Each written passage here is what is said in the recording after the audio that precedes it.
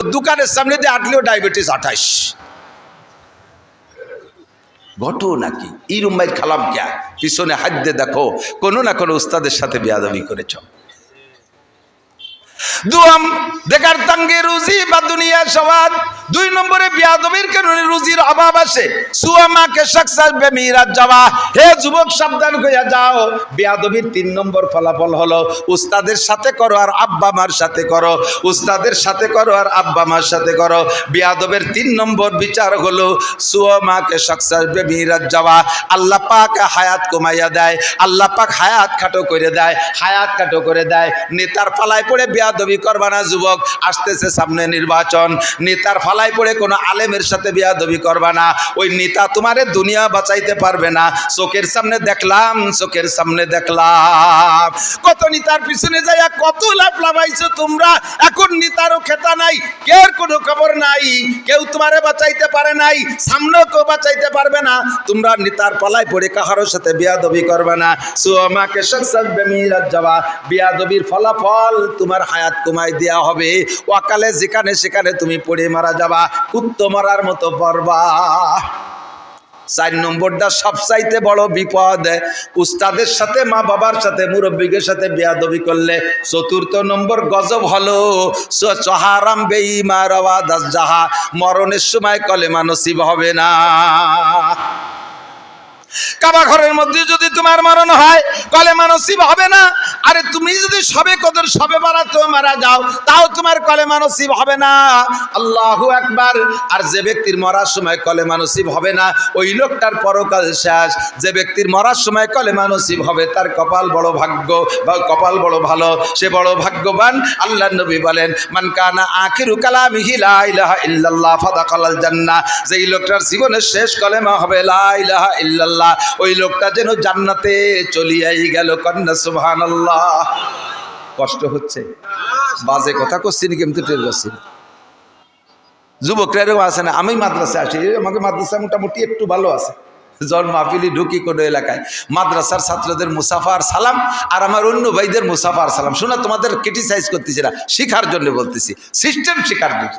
বলুন আমাদের মাদ্রাসায় আমরা 24 ঘন্টা মাদ্রাসায় আবাসিক রাইখা কারকে কি বলেন, আরে ভাই পোল্ট্রি মুরগির বাচ্চার কোনো প্রশিক্ষণ নাই, তার মা বাপ নাই, মুরব্বী নাই, আছে নাকি? এই জন্য ওর টের পায়না, ওরে ছাড়িয়ে দেবেন বাইরে বন বিলাইতে দাওয়া দিল আগে দেখতে যায় যে কিটা আইছে, কারণ তোর প্রশিক্ষণ নেই, ওর তো গার্জিয়ান নাই, মুরব্বী নেই। আর দেশি মুরগি দেখেন ছেলে মেয়ের সুন্দর করে লালন পালন করে, 300 গুণি শো মারলে মা জোর একটা ডাক দিয়ে ডানা উঁচু করে বাচ্চাগুলো বগলের তলে চলে আসে, দোলোয় মা কুটকুট করে নিয়ে ঘরের মধ্যে চলে যায়। ওদের প্রশিক্ষণ আছে।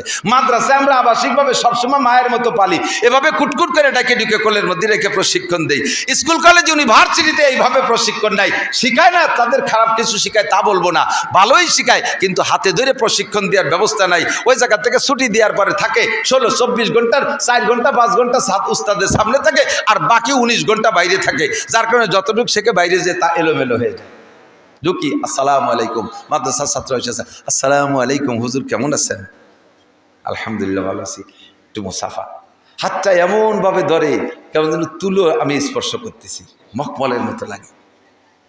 আর আমার অন্য বাইরে সালাম দেয়, সালাম হুজুর, কি কইছে তার সাইকম হুজুর, সাইকম হুজুর, সৌকম হুজুর, এরকম হুজুর একটা হাত বাড়াই হ্যান্ডশেক করি, একটা হাত বাড়াইছে হ্যান্ডশেক করতে, বড় এক 6 ফুটে 7 ফুটের জুয়ার, সে আমার হাতে খোট্টা একটা টান দিয়েছে, এগুলো হাতে খুলে গেছে, এমন ভাবে চিপ দিয়েছে আমার নরম হাত মর করে উঠছে। আদব শিক্ষার অভাব আছে, আদবের অভাব আছে। প্রশিক্ষণ নেন, সালাম শেখেন, কথাবার্তা বলা শেখেন। আসসালামু আলাইকুম রহমতুল্লাহ, হজরত কেমন আছেন, কি খেদমত করতে পারি, কোত্থেকে এসেছেন, হুজুর কি দুটো কথা বলার সুযোগ আছে? ফোনে কথা বলতে গেলে ফোনও শিয়েই, আমি তো 1 বছর ফোন শিয়েছি খালি হজের মধ্যে, আজও ফোন শিয়েতে পারলাম না। আজকেও একজন ফোন দিয়ে সালাম আলাইকুম হুজুর, জি ওয়ালাইকুম আসসালাম, হুজুর 12 তারিখের একটা ডেট খালি আছে। কি দাওয়াত দিয়েছে হজের ডেট? 12 তারিখে একটা ডেট খালি আছে। প্রত্যেক মাসে একবার 12 তারিখ আছে না? কোন বছর, কোন মাস, কোন জায়গা, কি ডাক, কিচ্ছু ডাকে, হুজুর 12 তারিখে একটা ডেট খালি আছে। আমি বললাম যে আছে, কয়টা লিয়ে তুইন হজের দাওয়াত দিস, কিচ্ছু কই নাই। আমি বললাম যে তুমি যেভাবে দাওয়াত দিলে আমি তাই যাবো কোন জায়গা, কোথায় যাই উঠবো তোমারে? ও হো হুজুর, তা তো কিছু মনে নাই। সব কিছু শিখতে হবে। আল্লাহু আকবার। তো কি বলতে যে অনেক দূর সরে চলে আসছি। আদব বড় দামি জিনিস, আদব বড় দামি জিনিস। কথা বলেন মুরব্বীদের সাথে। ও যুবক, তুমি মোটরসাইকেল চালাও, এখন তুমি বিশ্ববিদ্যালয়ের স্টুডেন্ট, তুমি বাড়ি এসছো ঢাকা থেকে, ঢাকা জাহাঙ্গীরনগরের থেকে বাড়ি আসছো, এসে তুমি রাস্তায় দিয়ে মোটরসাইকেল চালাচ্ছ, ধনী লোকের ছেলে। তোমার সেই প্রাইমারি শিক্ষক তিনি আজও বাইসাইকেলে খড়খড় খড়খড় করে চলে, কারণ বেতন যা পায় ছেলে মেয়ে গুটি খানিক তাই দিয়ে আর ডানি বামে করতে পারে না। আর প্রাইমারিতে আর ঘুষমুস নাই, কি দিয়ে কি করবে? হয়তো পিরাই মারে, লেখাপড়া ঠিক মতো করে না, পিরাই মারে, বাকি বেতন বেশি না। তো ওই টাকায় দিয়ে কতগুলো ছেলে মেয়ে নিয়ে চলিয়ে আর তেমন কিছু করতে পারে না। তুমি মোটর সাইকেল নিয়ে এসে স্যারের কাছ দিয়ে যখন যাবা, দুইটা পদ্ধতি তুমি অবলম্বন করতে পারো। একটা হবে আদব আর একটা হবে বেআদব। তুমি কাছে যাইয়ে স্লো করে ব্রেক এক করে টোটাল নিউ ইঞ্জিনটা অফ করে দিয়ে স্টার্ট করে স্যারের কাছে, আসসালামু আলাইকুম স্যার, কেমন আছেন? ওয়ালাইকুম আসসালাম। তুমি চিনতেছে না? স্যার আমার নাম তো আব্দুর রহমান, আমি আপনার প্রাইমারির ছাত্র। কোন আব্দুর রহমান? কয় আমার আব্বার নাম আব্দুল খালেক, আমার দাদার নাম আব্দুল কাদের, ওই যে মুস্কুন্নি বাড়ি। ও তুই এত বড় হলি কবে? স্যার আমি এখন বিশ্ববিদ্যালয়ে পড়ি, আমি প্রত্যেক ক্লাসেই ফার্স্ট ক্লাস ফার্স্ট। স্যার আমি তো একটু আব্বার জন্যে ভাঙ্গা ওষুধ আনতে যাবো, একটু আমি কি যাবো স্যার? আপনি কোথায় যাবেন স্যার? আমি কি একটু আগায় দেবো স্যার? এ বললে স্যার তোমার মোটর সাইকেলে উঠবে না, স্যার তোমার অনুমতি দেবে। ফাঁকে তোমার এই বিনয়ী ভদ্রতা দেখে বলবে, হ্যাঁ ঠিক, তোর আব্বা এরকম ভদ্র, আমি শুনছি তোর দাদা এরকম ভালো ছিল, গোষ্ঠী শুদ্ধ কুষ্টিপাত বয়ান শুরু করে দিছে। আল্লাহ তুমি আব্দুর রহমান রে বাংলাদেশের শ্রেষ্ঠ অফিসার বানাইও, সবচেয়ে বড় অফিসার বানাইও। একজাক্ট দোয়া দিয়ে দিছে, এই দোয়া নিয়ে যে জায়গা যাবা সেই জায়গায় তুমি চাকরি পাবা। আর ওই জায়গা দিয়ে যাওয়ার সময় যদি তুমি স্যারের পাশে যাই মোটর সাইকেলে আর জোরে একটা মোড় দিয়ে একটা ভেসকি বলো, স্যার আইজো ভাই সাইকেলে আসো আমি যাই। স্যার কয় যা দেই কদ্দূর জাতি পারিস। একেটারে ভাঙ্গার মোড়ে যায় যখন গোল চক্কর ঘুরতে গেছে আর চক্করের মধ্যে পড়ে গেছে, জায়গায় ডুলি গেছে। স্যারের কলিজার থেকে একটা হাই সারছে, কারে হড়াইছি। কথা কন না? শায়াদ বনিয়া দমে খাকে জাদ, নম্রতা শেখো, ভদ্রতা শেখো। নম্র ভদ্রতার অনেক দাম। নবী পাক বলেন, আমার দিক তাকান, সন্তান শুরু থেকে কিভাবে তৈরি করবেন এই কথাগুলো এখন বলতেছি। এই কথাগুলো এখন বলা মানে হাই স্কুল কলেজ বিশ্ববিদ্যালয়ের ছাত্রদের এ কথাগুলো বলে সোজা করার মানে হলো, একটা মেহগনি গাছ লাগানোর সময় বেঁকা করে লাগাইছেন, মেহগনি গাছ বেঁকা করে লাগাইছেন, 30 বছর পরে এত মোটা হয়ে গেছে বেঁকা অবস্থায়। এখন এই বেঁকা গাছকে সোজা করতে মুস্কুন্নি সবাই কাশি বান্ধে টানেন। আর মুফতি আব্দুল গফফার সাহেব ইসমতুল্লাহ কাসেমি, সরমুনার পীর সাহেব আর আমাকে মতো কতগুলো মোটা মোটা সাপ আইনিয়া আমাকে দোয়ায় লাগাইতেছেন, হুজুর আপনারা জালাল খতম পড়েন, আমরা গাছটা টেনে সোজা করব। সারা মুস্কুন্নি সবাই ওই গাছের সাথে বেঁকা হয়ে যাবা, কিন্তু গাছ সোজা করা যাবে না। জন্মের সময় যার বিসমিল্লাতে ভুল, ও ছেলে নবীর সরা করে না কবুল। আল্লাহ মাটি দিয়ে বানাইছেন, বানানোর সূচনাটা কেমন? আপনাকে পাঠিয়েছেন মাতৃগর্ভে। আমার মারা যদি আওয়াজ শোনেন, কথা খেয়াল করবেন, বাচ্চা যদি দিনদার পরহেজগার আর ভদ্র শিক্ষিত আমায়িক সন্তান, আপনি সন্তানের মা হতে চান, আপনার সন্তান ভদ্র হোক, কর্মজীবী হোক, আমরা দোয়া করি বড় বড় অফিসার হোক, নেতা হোক, এই দোয়া আমরা করি। তবে এমন সন্তান পাইতে হলে পদ্ধতিটা নিয়ে নিতে হবে। আমার দিক খুব খেয়াল করতে হবে, জায়গা মতো চলে আসছি।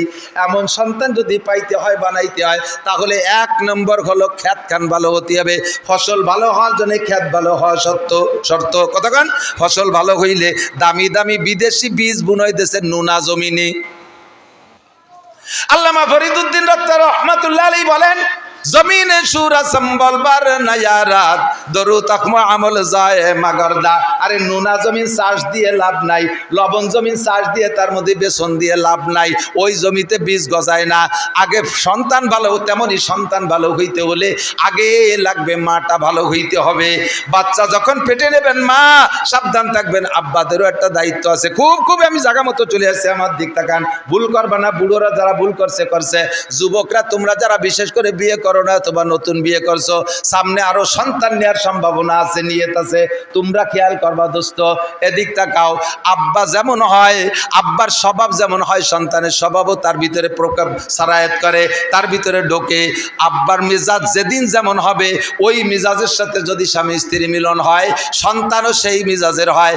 আপনি রাতভর আগান বাগান দিয়ে টোটো হইয়া শিয়ালের মুতকুত্তর পেশাব সারা গায়ে মাখাইছে, অজু গোসল কিচ্ছু নাই, পয় পরিষ্কার নাই, যাই এই স্ত্রীর সাথে রাত যাপন করছেন, আপনার আজকের রাত্রে শরীরটা ভালো না, নাপাক শরীর, ওই অবস্থায় আপনি যা করার করেছেন, এরপরে সন্তান আছে, ওই সন্তানটা ওই রকম উড়ইটে ভাদাইমে হবে।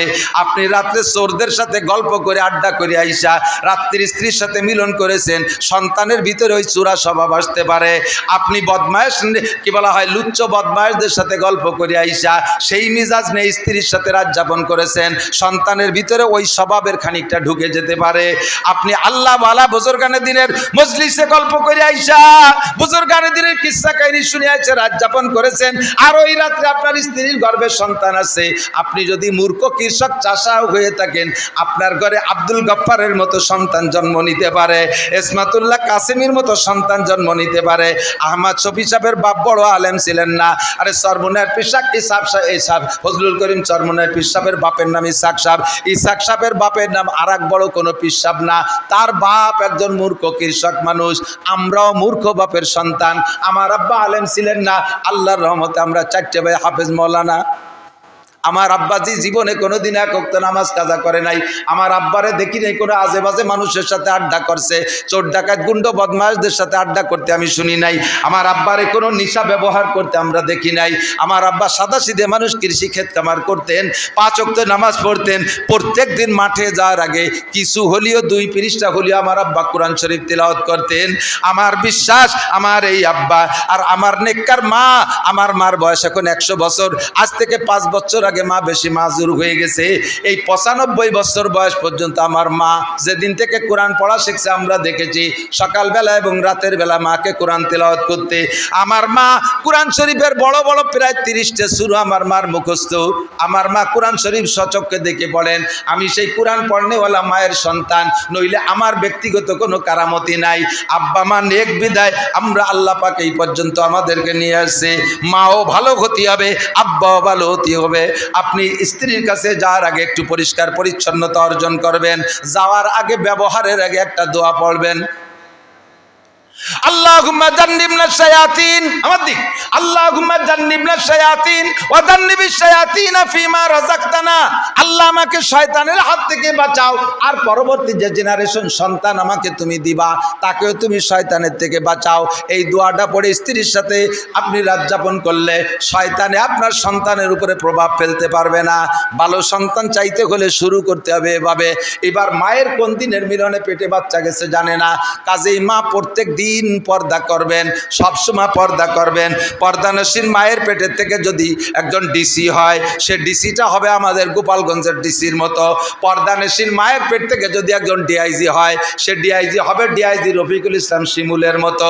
পর্দানসীন মায়ের পেট থেকে যদি একজন ইঞ্জিনিয়ার হয়, তিনি হবে ইঞ্জিনিয়ার আব্দুল মুকিতের মতো, ইঞ্জিনিয়ার সেলিম আকরামের মতো, এইরকম ইঞ্জিনিয়ার হবে। কথা বলেন ঠিক কি ঠিক না? পর্দানসীন মায়ের পেট থেকে যদি একজন ডাক্তার হয়, সে ডাক্তারটাও বহু ডাক্তার আছে মেডিকেল সায়েন্সে, মেডিকেল কলেজে যে দেখেন আল্লাহওয়ালা জুব্বাওয়ালা পাগড়িওয়ালা ডাক্তার হাজারো আছে আল্লাহর রহমতে। এমন ডাক্তার, ইঞ্জিনিয়ার, ডিসিএসপি সন্তান পাইতে হলে মা আপনাকে হতে হবে ভালো। বাচ্চা পেটে আসার পরে মা যত বেশি সাংসারিক কাজে ব্যস্ত থাকবেন, বাচ্চাটা পেটে তত ইজি হবে।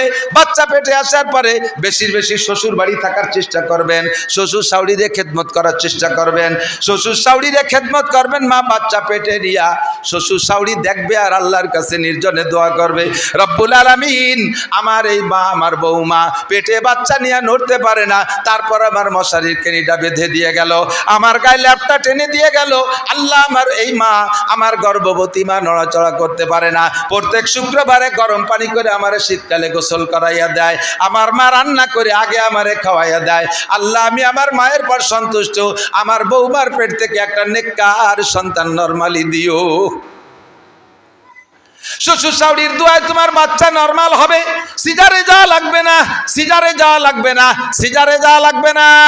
আর মেয়েরা বাচ্চা পেটে আসার সাথে সাথে আল্লাদের ঠেলায় বাপের বাড়ি চলে যায়, শ্বশুর শাশুড়ির খোঁজ খবর নেয় না।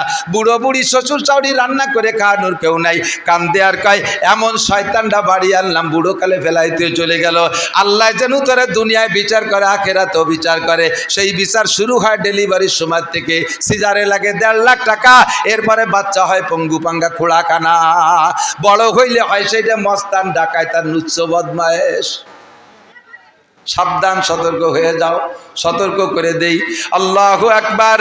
এরপরে বাচ্চা ডেলিভারির পরে উলামায়ে কিরামের কাছ থেকে শুনেছেন, খেয়াল রাখেন, বাচ্চা ডেলিভারি হওয়ার পরে আপনি সন্তানের কাছ থেকে আপনি আব্বা মা হিসেবে হক আদায় করতে চান, আপনি আব্বা মা হিসেবে কি সন্তানের হকটা আদায় করেছেন তা কি আপনার মনে আছে? সন্তান আপনার কাছে কি পাবে? জন্মের পরে পরিষ্কার করিয়া কোলে দেবে আপনার কাছে, ডান কানে আজান আর বাম কানে একামত দিয়া তাকে আল্লাহ আল্লাহ রসুলের সাথে পরিচয় করায় দেবেন। সরমুনার মরহুম পীর সাহেব রহমাতুল্লাহ আলাইহি বলতেন, জন্মের সময় যার বিসমিল্লাতে ভুল, ও ছেলে নবীর সরা করে না কবুল। জন্মের সময় যদি আজান একামত কপার কানে না দেওয়া হয়, তাহলে ওই ছেলেরে আর 30 বছর পরে সেই মেহগুনি গাছটা ঠেলে সোজা করা যাবে না। আল্লাহ, যুবক মুরব্বীরা ফেল করছে, আমরা করব না ইনশাআল্লাহ, ঠিক আছে না ইনশাআল্লাহ? এখনো বিয়েই করি না, তার এত তাড়াতাড়ি? সবাই ঘুমিয়ে আছে, শিশুর পেতা সব শিশুরই অন্তরে, সব শিশুর পেটে অন্তরে শিশুর পেতা হওয়ার শখ ঘুমিয়ে আছে। আমি একদিন আব্বা হব, আমি একদিন আব্বা হব, এ শখ সবার আছে। তুমি যেদিন আব্বা হবা এই সিস্টেমে আসো, আল্লাহ রহমতে তোমার সন্তান নেক সন্তান হবে। এরপরে তাকে তাহনিক করাও। মুফতি আব্দুল গফ্ফার সাহেব হুজুরে পাইলে ভালো, না পাইলে ইসমাতুল্লাহ কাসেমি, না পাইলে তুমি যাও তলহা সাহেবকে নিয়ে এসো, না পাইলে এই মাদ্রাসার মোহতান সাহেবরে নিয়ে যান, যাইয়ে বাচ্চার হুজুরে একটু খেজুর খাইতে দেবেন। হুজুর খেজুর চাবাই খাইয়া খেয়ে ফেলবে, জিব্বে থেকে হালকা হালকা একটু খেজুরের মিষ্টি বাচ্চার জিব্বে দিয়ে দেবে। খেজুরের কোনো দানা দিলে অথবা ছোট বাচ্চা গিলতে পারবে না, হালকা একটু খেজুর মাখানের রস তার জিব্বের থেকে দেবেন।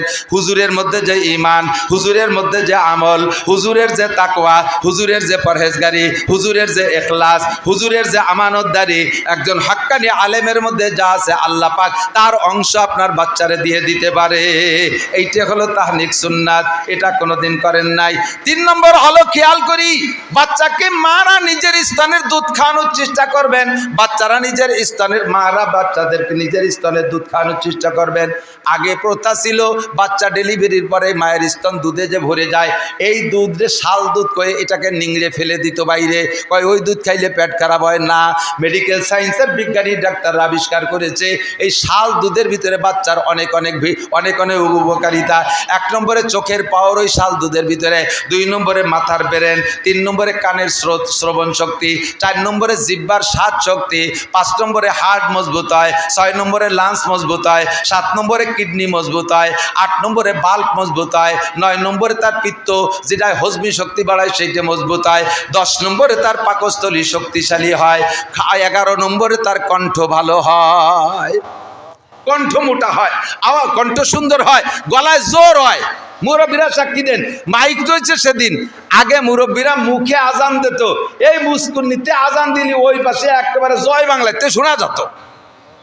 আর এখনকার মুয়াজ্জিনরা আজান দেয়, মাইকি আজান দিলেও তা সে মুয়াজ্জিন নিজেও শোনে না, মহল্লার ওই কোনা পর্যন্ত যায় না।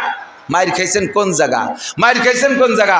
আগের মুরব্বীরা মার দুধ খাইছেন 2-2.5 বছর পাকা পেট ভরে গদগদ করে খাইছেন, আর এখন বাচ্চা হওয়ার সাথে সাথে মারা দুধের থেকে ব্রেক করে দিচ্ছে, আগে থেকে ফিডার ফিলাক্স কিনে তুলে দিচ্ছে পশ্চিমে দুধ,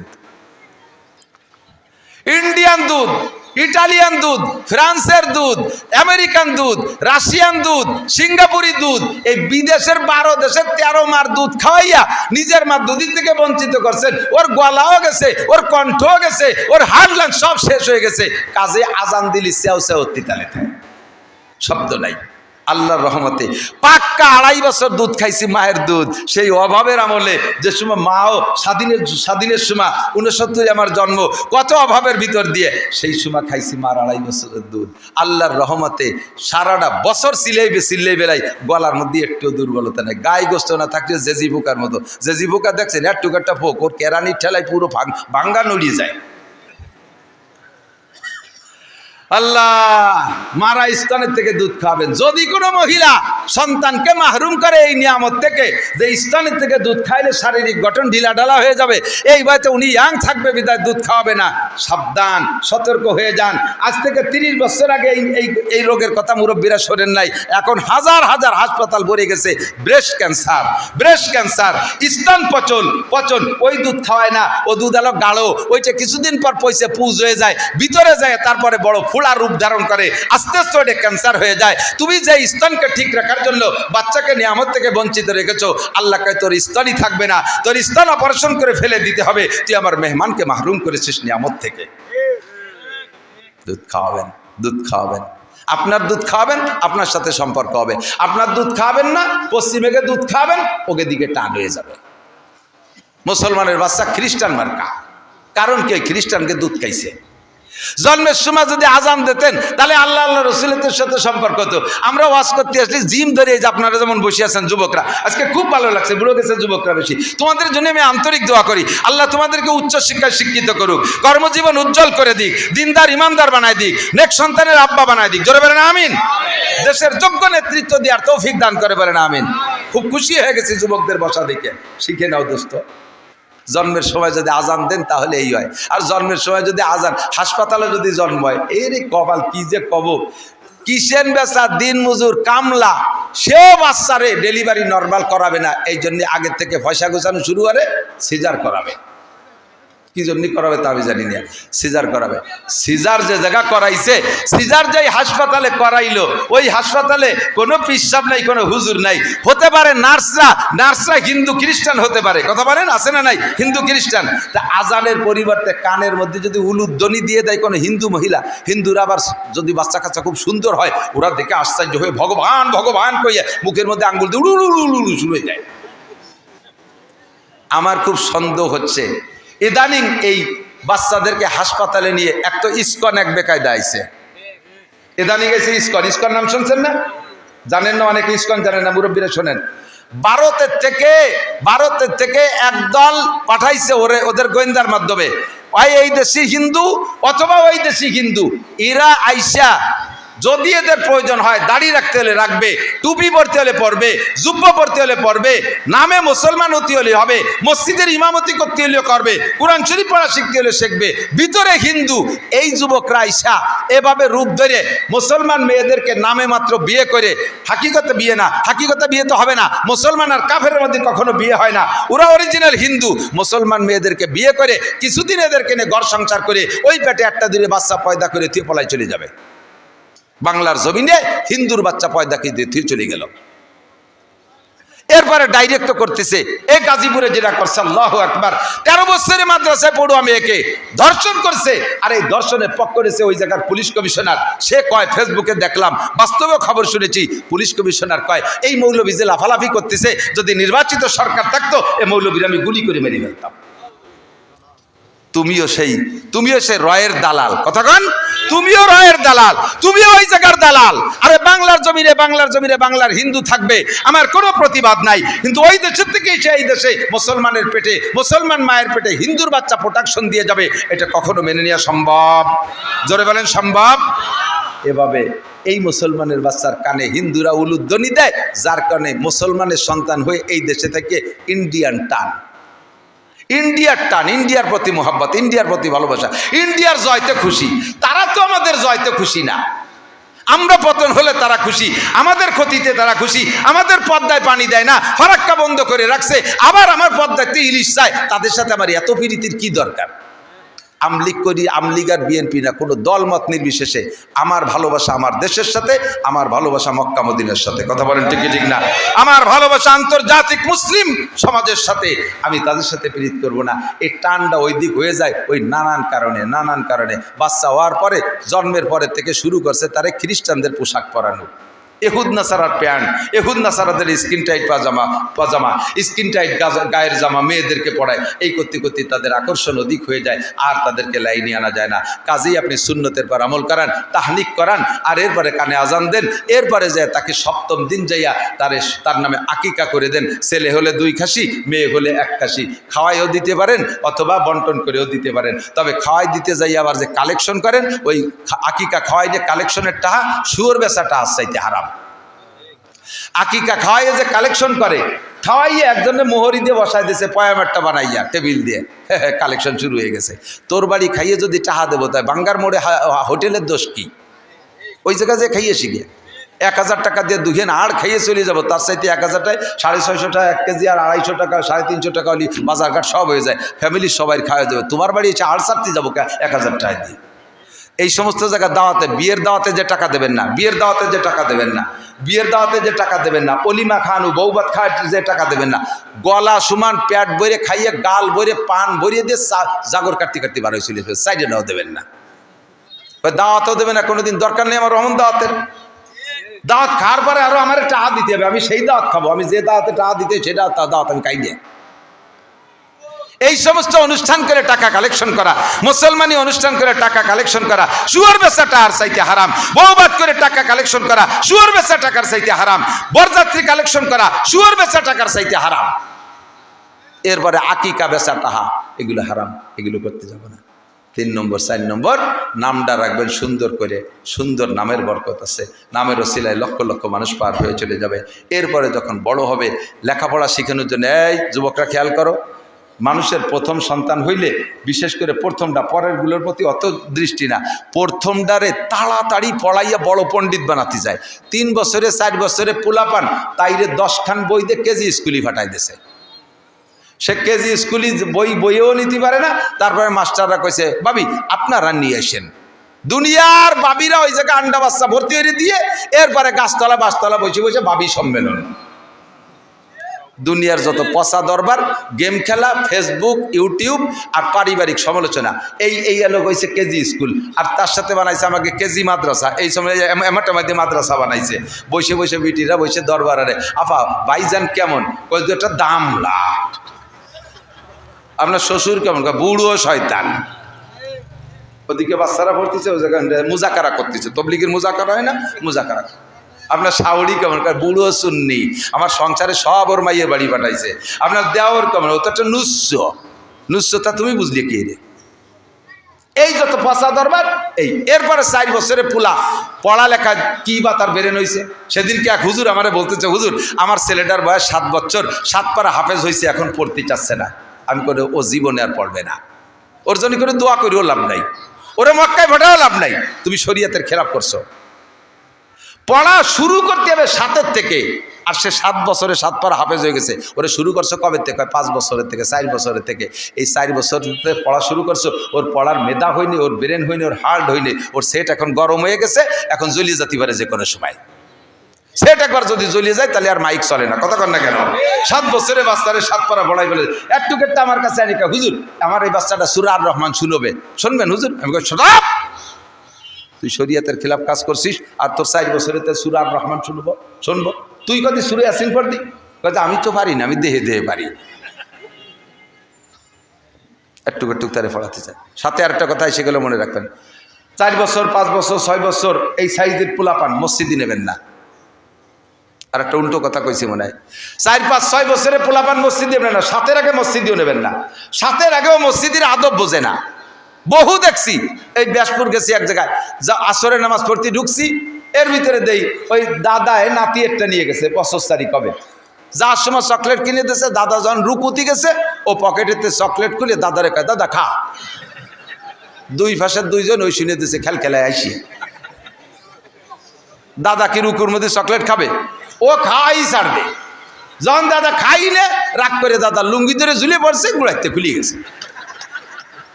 ওর তো বুদ্ধি হইনি।